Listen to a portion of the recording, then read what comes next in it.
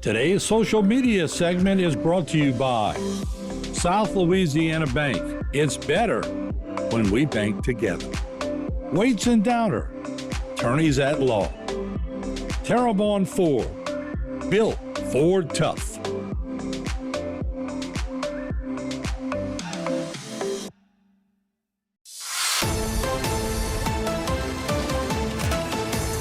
All right, and welcome back to Bayou Time. Martin Folse with the mayor of Grand Isle, David Camardelle. Good to see you, Mayor. Oh, good to see y'all. Yes, sir.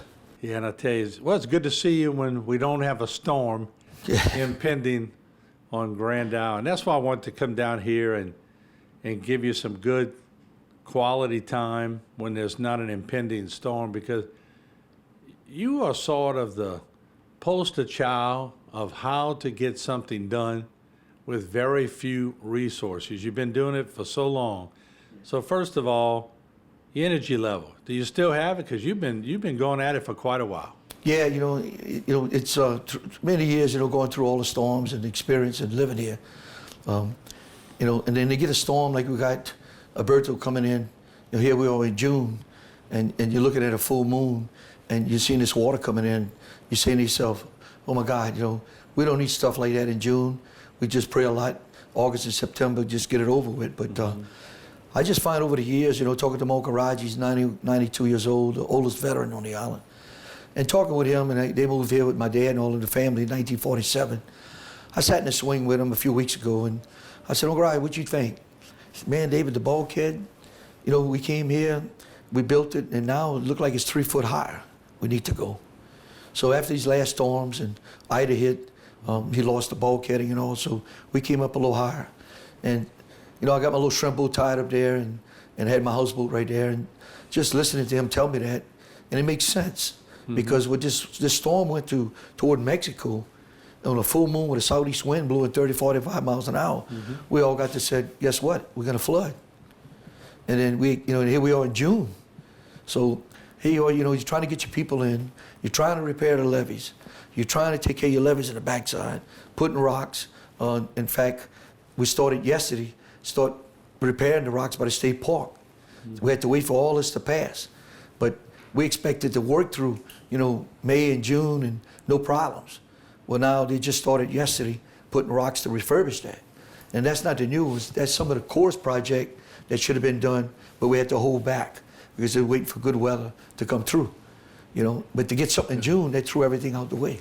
What's the lure that grabs everyone? I was talking with Tony Alford just a short while ago, and he told me that the governor made sure when they were in Washington, he sat down with Gordy, who's now the chairman of the CPRA. Right. I know you know that, but just for the audience. And then Tony, who's on the governor's council. He said, look, we're gonna rock the state of Louisiana, but I think he told me the first 50 million goes to Grand Isle. What's the lure? Everybody's focused on Grand Isle, and rightly so. As much as people love to come here, the fact is you're the biggest barrier island for everybody else. Yeah, I always use that motto, we like the soldier in the rock, we the front line at the time. And like I said, Tony, we was in Washington at the time that we got the call. It was with my councilman, and we was having lunch in between going to the meetings. And I'll never forget that Gordy was sitting, we were having lunch, and David, come right away. We got some good news from Jeff. And we were sitting with the councilman, the councilwomen at the time, and he said, man, Jeff just said, make it happen, $50 million. He's coming to Grand Isle. We're not waiting on the Corps. We're gonna work with the Corps. And man, you don't know the adrenaline. It was like, to get that call in Washington, it was unbelievable. And we all got excited. And I'm the one that told Tony, he'll tell you that story, is he called me one day and he said, how you make them levees during the storm? I said, well, look, I'm tired waiting on permits. I'm trying to do the right thing, and I don't have a tax that I could pass, but by law, you can start building levees and protect your people. In about 72 hours, you see us, we're working through the storm while people evacuate. And Tony said, if any man can do it, you can do it. I said, well, I just got tired of it, and I tried doing the right thing, waiting on a permit for 10 to 12 years to get something done. But as we've done that, we made sure that we had money available to come and pay the contractors. So if a storm comes, I'm telling you this morning, today, that our little levee board's ready. We're going to start building some little levees and look like we have a few commitments. But getting back to the $50 million, that's to put on the beach side to continue the rocks. So you don't know how excited we was. You know, it's funny how the guy is, put a package together like that and get that call in Washington when you're lobbying, trying to work with the federal government.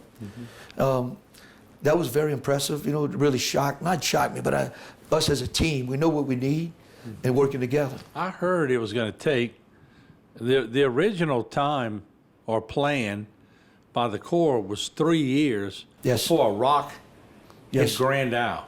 No. And then I think Gordy, through some magic or whatever, I think he talked to the colonel. They were able to knock 2.5 years off of that 3. So you're going to be seeing rocks pretty quickly. And I'm glad you brought that because I just ran to an election, and when Gordy and Tony came into my rally, and they explained to them what was going on. You're right, what Gordy said. They came, and the engineers, Neil was there, everybody was there, and we're so excited, you know. And the Corps is telling me we're going to study. And what happens? You see my map here. What happens? The Corps, they fly a drone all the time on Grand Isle, and they got to study. So that last storm, Alberto, that gets hit. In June, you know, whatever damage we did on this, and they're working on it, they got to throw the studies out, start all over again. Yeah. So they say they're going to come in 2027, and I said that ain't going to happen, because Gordy had told us right there and said this is him and Tony right there and saying we got to get with the colonel and we're going to move things. So Friday before last, they did their engineering. Gordy's engineers jumped on it, put the plans together, and Tony and them worked with the engineers. And came in and they delivered it to the Corps last week. All right, let's do this. We'll take a short break. We're going to come back with the mayor of Grand Isle, David Camardelle. So knowledgeable on all this. He's been through it. He's lived it. He's walked the walk. And certainly we'll come back in a few short seconds because I want to ask him about the dynamics of all this. We'll be right back. Selecting an insurance provider for your business is a big decision. With over 26 years of experience, our Offered team is your solution for quality and proven coverage. The customer service you remember from years ago is what we pride our team on. We know how important your company is to the community. From small businesses to large businesses, Alford & Associates can manage your insurance. It's our job. Alford & Associates, benefiting your employees and protecting your business. And welcome back. We're with the mayor of Grand Isle, David Camardelle. And once again, I know you're busy. Thank you for your time. No problem. When you're dealing with something so fluid, does it drive you crazy that after each storm, they want to restudy the damage and it takes 2 to 3 years? If you had to wait on all that, you would have never got anything done on this island. Exactly. You know, and Edward put me on the levee board in 1992, and we got 3 board members. And Wayne Estee retired not retired, but he moved to La Rose, and Bobby Santon had passed away. But anyway, I got 2 board members, Kelly Besson and Michael Ciano. And you know, a small board like that is amazing. You know, we get working through the state, working with your legislators like Jules Aron and Pat Connick and all the legislators that worked through the years. You know, working with all the governors is telling them that our little levee board, talk about on the backside of the island, we're going to put rocks and we're going to continue building levees. But I'm not waiting on the Corps no more. You know, we build levees, and I'm known for building levees and kind of getting a little trouble. But in the meantime, the money's there, and from the state, and I spend it the right way. We call it good trouble, though. It is. It's for the right reason. It is. You know, you're not being malicious. You're trying to protect your island. And my FEMA codes, you know, we following all the people get a little mad at me. You know, you come back, man, your building inspectors give us a little trouble. So listen, you know, especially a woman, they'll come up and say, you know, I want my chandelier in there. And I said, well, you're going to get it. You're going to get it, but right now we're going to put, you know, some more plywood in there before you sheetrock, or put some 2x6 walls, whatever it takes. So in the meantime, it's just, you know, it works on you. And I'm proud to tell you that we almost finished with all the rocks on the backside. And we came in and we put it on the cheniere side. You can see the rocks here. Yeah. And it works. And we had 12 feet of water in this area that came in. When Alberta came in with the weather of the southeast like this, pushed a lot of water, but guess what? The rocks break the waves. We didn't flood as much. Right. The water came over LE1. And then it holds the sand. Right. So what we're doing, we're trying to get the DOT to come back and elevate the road here. And then on the backside of the island, it came in through the passes, and then it hits the levees at Golden Meadow and all the areas, and it's got to come back through. You know, and then what happens, there's more pressure coming. So what we're trying to do is we continue rocks. We want to continue rocks and come around here. And really, we need some more rocks in this area, but on Fifi Island higher when that storm comes around to push it. But we're ready to go in case a storm comes. I want our people to know that we're going to be building some levees on the backside toward the eastern side, because Exxon, the bulkheads is lower than Bayou, and it comes in from the east side. So the water comes in from Barataria and Camardelle Pass, and it comes in and floods the backside of the island. Let me ask you this: it's got to drive you crazy. I know it drives Gordy crazy, and Tony, and anybody I talk to who's not an environmentalist. No. When they're trying to save lives, Yeah. and I know there's always friction between the environmentalists and the people that want to protect human lives. I know, I get it.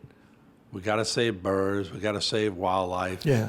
but not at the expense of human lives. That's the catch, isn't it? Exactly. You know, right now we had to move and I'm switching gears on you. I'm glad you brought that up because, you know, the birds don't pay taxes, like my grandpa used to tell me. We love the birds, they don't pay taxes. That's a good statement. But right now we got a pipeline that's dredging off of Barataria and putting the sand over the clay. And I'm so excited because I got him convinced since '97, put clay. And you do it in January and you work with Mother Nature, the black sack, it gets hard as concrete. And for Gustav, from the library all the way to the bridge side, the clay stayed. And you could see the print of the bulldozer that's engraved in the levee, you know, through the creek, got hard, the clay. So, you know, but dealing with the birds and all, and I respect the birds, but we couldn't move the pipe close enough to the levee at the time. So we had to play around with that, worry about the birds.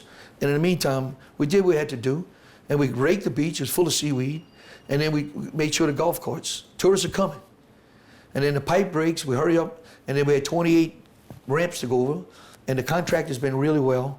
They're working with us because I sat with them, all of them. It's the peak of the summer, we need you guys to work, but as soon as you get something clear, let our people get on the golf carts. And some people, 90% are happy, the other 10% is complaining why you did it this time of the year. It's not us.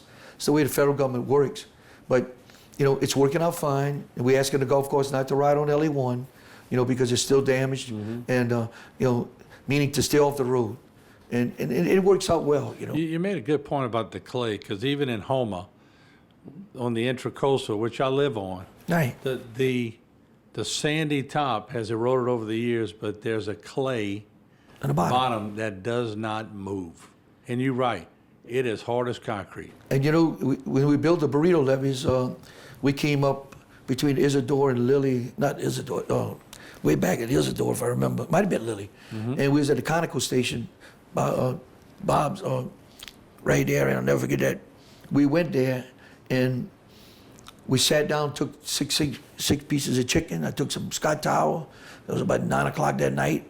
And we turned around and put the Scott towel, took the chicken bones, and I made it like a burrito, and we sewed it, and looked like a big sack with clay, and I wanted black material. Mr. Clifford Smith was with me, Mr. Kerry Goss, and Mike Evans. I'll never forget that. And they said, let's do it. And we came in, and then at the time, there was a representative, Hunt Downer, what's his name? Yeah. We called him, Neil called him, and I think Chicago. That was Speaker of the House. Yes, Yeah. and we called him, and he said, you do what you got to do. And we came in, we put the burrito levees in there. In fact, that little motel Ms. Brown and all had, we put one there, and it saved that motel between the library going to the bridge side. And it was, you put fresh clay on the black soil, and you had a hurricane hit you. So by doing all that, and then Ida came through, I'm jumping way back, going to forward. We had 6 foot of sand. So that went on LA1. And it went across the street and filled up everybody's property. At the same time, the clay, and we convinced the Corps to come in, put more clay on top, and only put 3 foot of sand so the birds can nest. Right. And it looked like we got them convinced, and that's what we're doing. Wow. But I know when Mother Nature comes, at least I got that base. Well, and a lot of this is Cajun ingenuity. When we come back from the break, I'm going to talk to the mayor about the tolls that people are going through to get here, The tourism, seems like things are morphing into other things, which you're doing pretty good. So we'll take a break. We'll be right back with the mayor of Grand Isle. Today's social media segment is brought to you by Alford and Associates for all of your insurance needs. CIS, Cardiovascular Institute of the South, the highest quality cardiovascular care available. Barker Honda, the Barker family tradition of quality.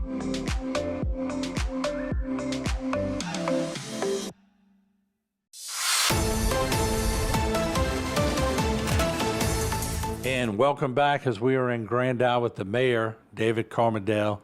So knowledgeable in Grand Isle, been a fighter for many, many years. And let's talk about things that have changed over the years. Is it affordable anymore for a young couple to come here if they pull in a camper or a boat? It's pretty problematic at this point, isn't it? You know, I'm glad you brought that up because, you know, I'm all over the place talking to people. Yesterday was in the pavilion, people coming in, thanking them, especially the Blue Boot Rodeo was unbelievable. And then we got the Island Strong this weekend, then we got the Topper Rodeo coming. And all the little rodeos in between that started way back in May. And we started back in April and May. This island is unbelievable. And by seeing a young couple coming in, here's a young man with 4 kids, 3 or 4 kids, coming in and pulling a trailer, and his son's pulling a boat behind, and they're all excited to come to Grand Isle. They done made their reservations to get in the campgrounds, and looking at them paying over $50, might be up to $60 now. That's some of the things that we brought up, and we're talking to Joel Jerome about that. We talked to Pat Connick, and through the legislation. But I'm not too happy with that because, I remember my dad, we went on vacation, and we left Grand Isle. You know what the vacation was for us? To go to Gulfport because they had a swimming pool and a motel. My dad couldn't afford it, a fisherman, but he took us somewhere. And I look at them young couples coming in, and with the key thing that I love about it, that once you teach a child to fish with crabs or a little palon, and if you people out there don't know what palon is, a little cotton string with some chicken necks, and like I said, turkey neck, turkey legs, whatever they use, and once you do that, and you catch that crab, I got a young man, and in fact, an old man came, and I don't want to say old man, but came to the baseball field about 1.5 years ago, and maybe, no, let me back up, a few years back, and came about a year after the storm, and said, I came with my grandkids, and we had a baseball, and I'm from Shreveport, and I never forget that. He said, I walked across the levee because they had a breeze coming, and I knew the Gulf was there, but I knew it wasn't that close.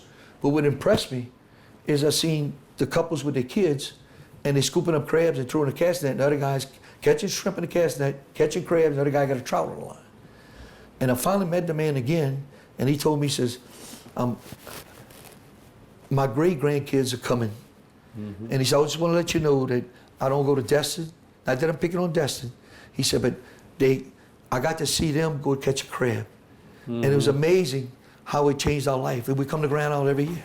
Look, as a kid, Mayor, every year, our vacation was Grand Isle. Yeah. We stayed at Dr. Jerry Haydell's camp. My dad and him were good friends, and right by the water tower. Exactly. Where Mr. Ray Marcel and all them were. Yeah. And the memories are entrenched in my mind. So I get it. I understand why people want to save Grand Isle. Yeah. But just as with a few minutes left, it's been a big fight, but there's a lot of people that have stepped up to help you, haven't they? It's unbelievable. I know, like recently, the parish president of Terrebonne Parish got you some pumps. Yes. We went through that storm, and most of our pumps, in fact, we put the fuel tanks on our old pumps day before yesterday. And M&L came during the storm and did a survey of everything. But it takes so long. I want the people to understand.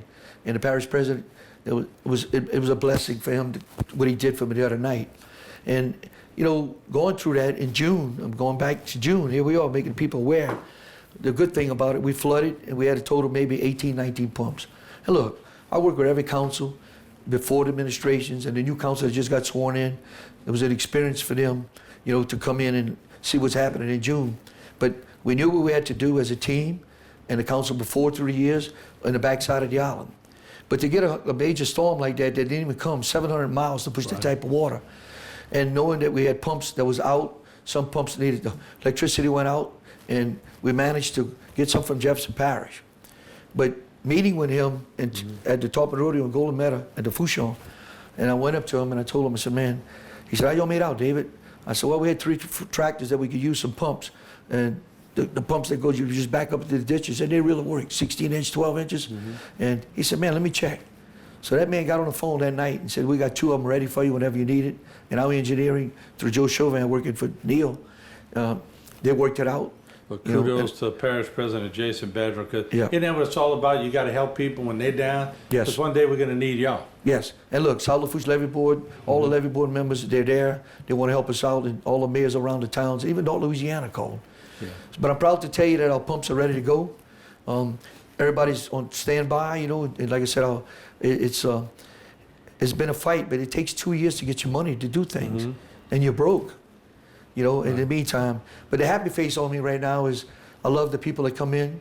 The people, you know, our realtor people are great to rent places nice. We got all the restaurants open, we got all the marinas open, and everybody's ready for business. It's looking a lot better, Mayor.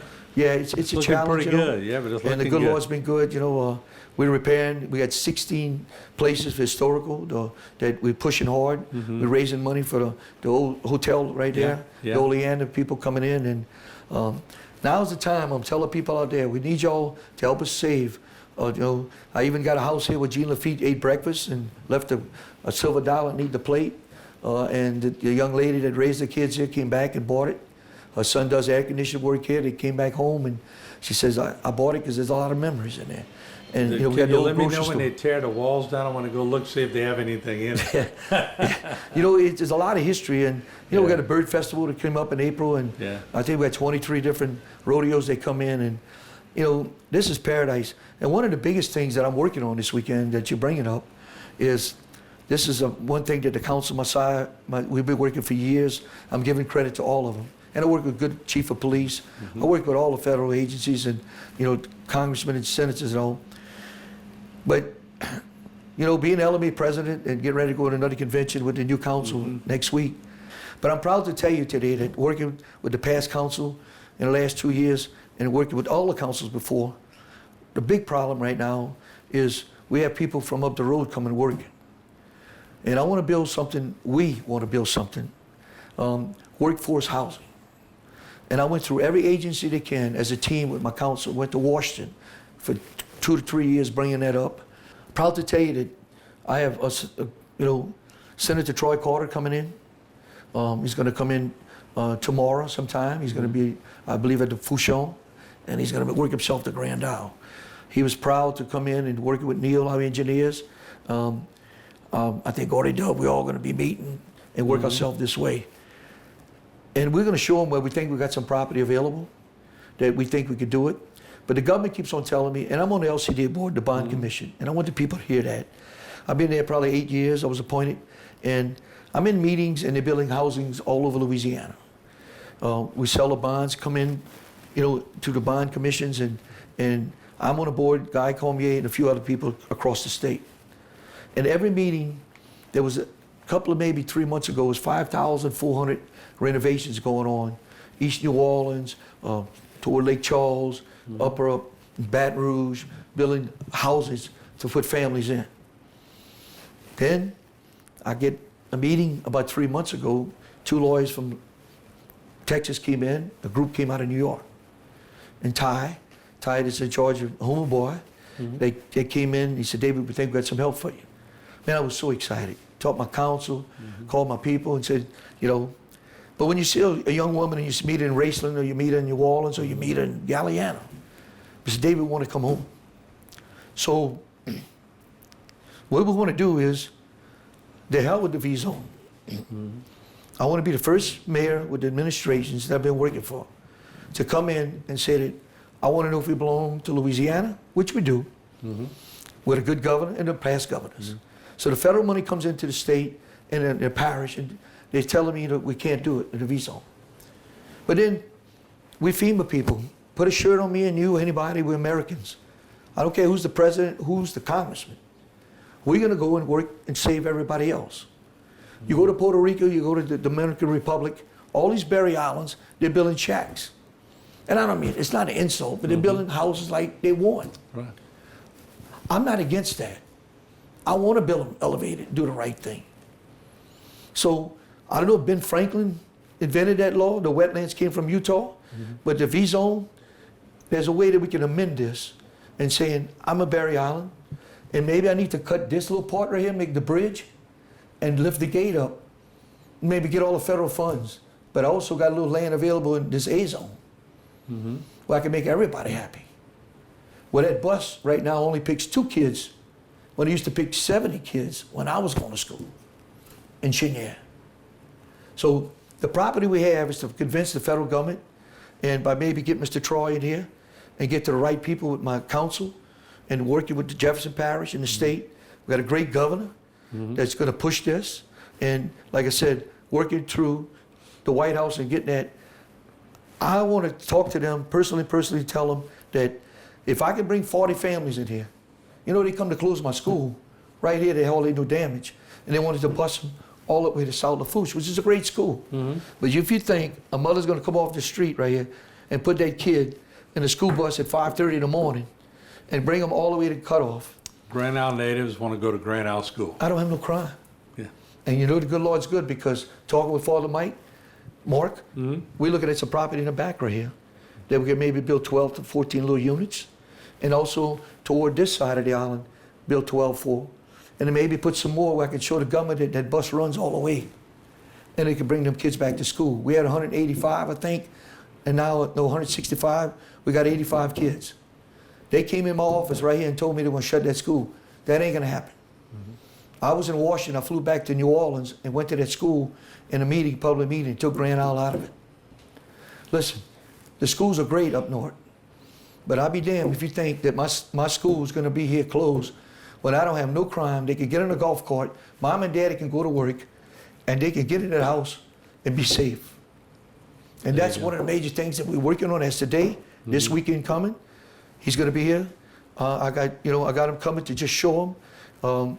He's a busy man, and he said, I'm there to help you, David, because I've seen what you went through, and working with Kennedy Cassidy and Steve Scalise, and then my friends from Mississippi, the congressmen and senators, working with the mayors of Bay St. Louis, working all the way to Abbeville to way to Lake Charles. We all feel the same way, that we belong to America. We want to make sure that our people come back home. And we're fighting for insurance, working with Temple every day, working with insurance people, you know. That's a big thing. So that's a big thing for us as a team. It's a big challenge. But as long as there's a prairie chicken in the marsh, I'm going to save him. As long as there's a bird on the beach, I'm going to save him. But I'll be damned, my people's first. There you go. Mayor, good to see you again. Thanks for your time, and we'll keep in touch with you for sure. Y'all good job, and I know you got your ruler ready, but hopefully you don't have to pull it out this year. All right, thank you, Mayor.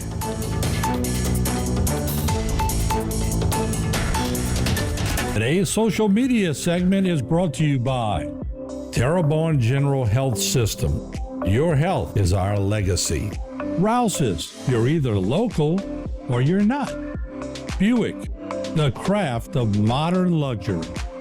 St. Martin and Bourke, know your rights.